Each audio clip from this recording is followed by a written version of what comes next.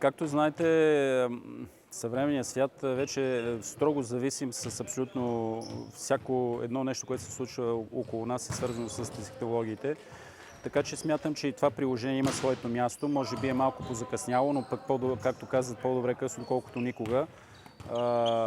Това приложение ще изиграе своята роля, за да може хора, които не познават играта, да речем, имат бегли познания за нея, чрез това приложение да придобият по-ясна представа за същността и какво следва от тук насетне, ако, примерно, да речем, младите хора искат да се занимават да играят, да се занимават с волейбол.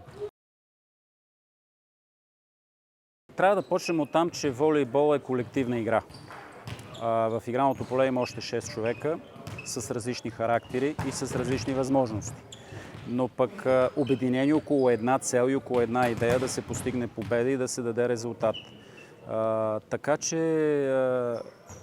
волейбола, практикуването на волейбол дава точно това нещо. Да може хората да потиснат своето его, да може младите хора да работят в колектив, защото индивидуализма не води до нищо добро и той не постига медалите и победите. Само отборната игра печели мачовете. Така че може би това са двете основните неща, без да изключвам от тях, разбира се, дисциплината, която е фундаментална за всяко едно нещо. Ние имаме живите примери. През годините много от състезателите и състезателките, които са се занимавали с волейбол, са получили своето образование, да речем, по различни програми, дори зад океана.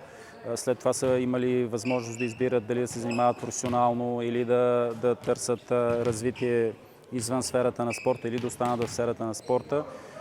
Така че това е възможно, това е необходимо, а що се отнася до насърчаването, това трябва да тръгне от абсолютно всички. Първо трябва да тръгне от семейството, трябва да тръгне от училището и трябва да тръгне от спортните клубове, да стимулират младите състезатели да полагат усилия не само на игралното поле, но да налагат, по-скоро да полагат усилия върху учебния материал, който се изиска, защото няма как едното без другото.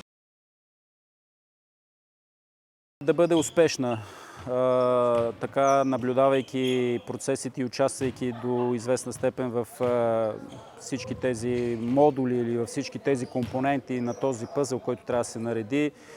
Виждам колко много усилия се полагат от различните звена, от много хора са ангажирани към този проект. Силно се надявам така да получи един добър завършек, да се получи един хубав продукт, който да бъде достъпен до много хора, млади хора, които тепърва ще почват да се запознават с волейболната игра и силно се надявам това да бъде един успешен проект.